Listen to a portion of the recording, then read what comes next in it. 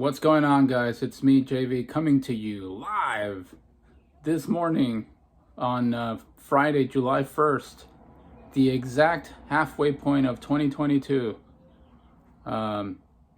Just amazing how fast time is flying by. It's miraculous. It's been an incredible journey already, but we have already hit the halfway mark.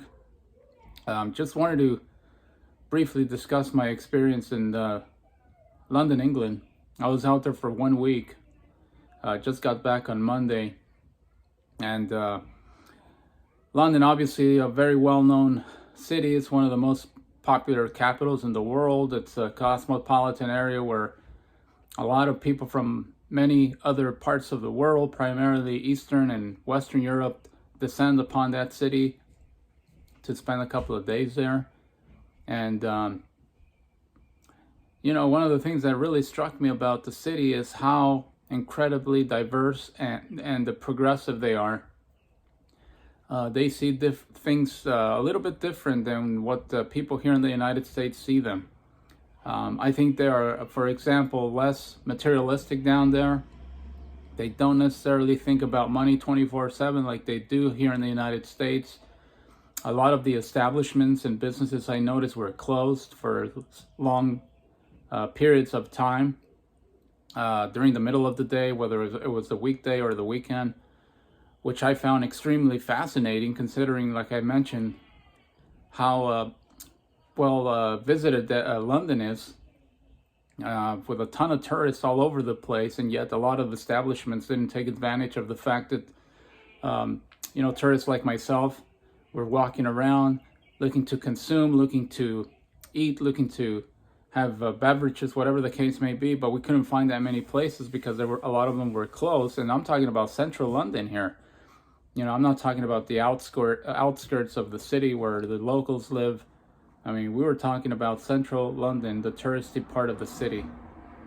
For instance, the London Eye, a very famous landmark in London, was closed during the evenings.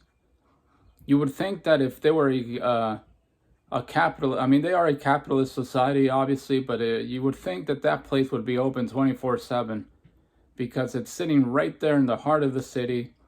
As I mentioned, a lot of tourists walking in and out. I was really surprised that they didn't have that place open throughout the course of the day.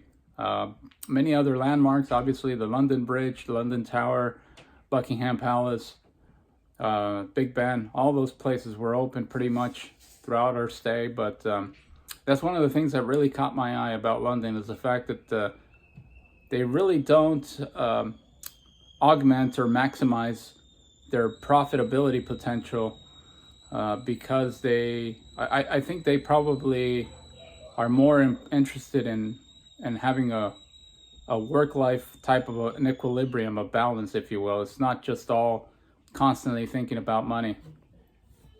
The other thing that really caught my attention was this notion that people in London are very antisocial, that they're not friendly, that their faces look very miserable when you're walking around. My experience was really the complete opposite. Every time I would ask somebody for directions, I'd say about 80 to 90% of the time they would actually be very friendly. They would respond to my questions in a kind way, trying to help me out. And like I said, you meet people from all over Europe. It's not necessarily just English people. You meet people from Eastern Europe, from the Middle East, from North Africa, you name it. And by and large, a lot of these folks were very receptive to my questions. They were willing to actually stand there for about a minute and have a discussion, because obviously they immediately distinguished that I wasn't from the area based on my accent. So I think the perception is incorrect. It's erroneous in my experience that people in England, or people in London in particular, are very antisocial and that they're not in a good mood. I didn't see that whatsoever. But that's the other thing that really caught my attention. The culture itself, not a whole lot of music, not a whole lot of partying going on. It's a very quiet, by and large, city considering how huge it is, with millions upon millions of residents there. I didn't hear that much music. There weren't that many parties. Obviously, the pub scene is the pub scene near Leicester Square, near Trafalgar Square, is very famous. But when we were walking around, it was around 8:30 in the evening. You would think there'd be a lot of people there, but there really wasn't, because a lot of the establishments were already closed. A lot of the restaurants were closed, and so a lot of people had already departed from that part of the city, and the only establishments that were pretty much open were the pubs, and even those places were half empty, about 20 to 25% capacity. I don't think it has anything to do with the pandemic, because a lot of people are not even wearing masks anymore. I'd say about 95% of the people are not even bothering to wear masks anymore, so I don't think that had anything to do with it. So that's the other thing that really caught my attention. But overall, I think the city is really, it's as good as advertised.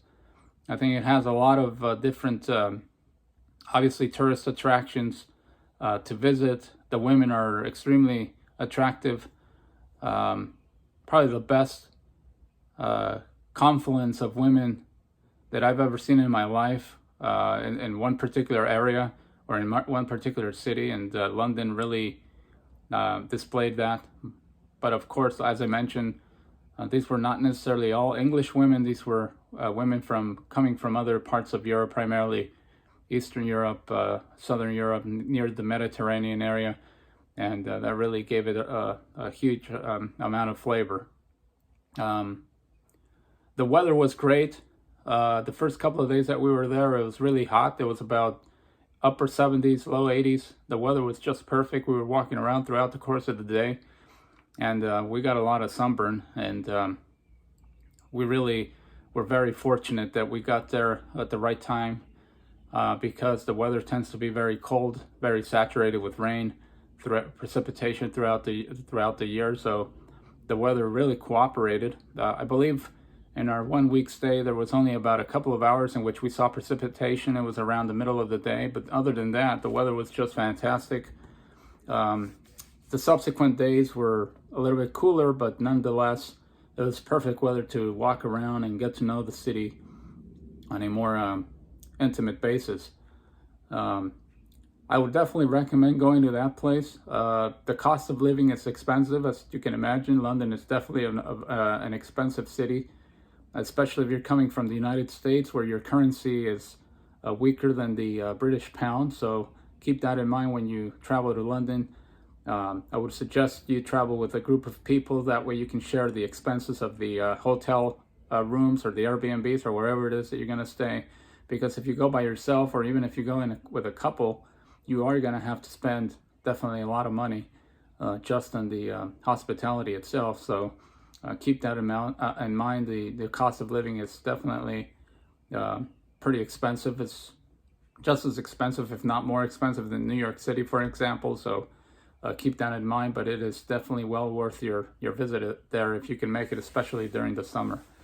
But anyway, just wanted to give my my impressions about the city, and hopefully I'll be traveling to another European city in the very, very near future, hopefully in the next 6 months or so. But anyway, just wanted to give my thumbs up to London, and thank you for watching. See you later.